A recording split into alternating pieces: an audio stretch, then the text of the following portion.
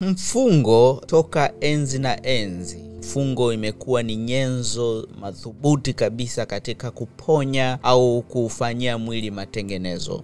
Siku zote unapokuwa upo hapa duniani, watu wengi huwa wanafikiria kwamba mwili unahitaji kulishwa chakula, kupewa virutubisho. Lakini pia mwili unapokuwa unatumia vile virutubisho, kuna uchakavu ambao unatokea wakati mwili unaoperate. Sasa ule uchakavu unahitaji matengenezo kwenye mwili wako. Kwa hiyo tumewekewa muda wa kutumia chakula na muda wa matengenezo. Pia inashauriwa kwamba muda wa kula uwe mchache kuliko muda wa kutokula. Kwamba muda wa kuchakata kile chakula mpaka upate virutubisho uvitumie uwe ni mchache, alafu ule muda wa matengenezo uwe ni mkubwa, ili binadamu uweze kuishi umri mrefu bila maradhi ya uchakavu wa mwili.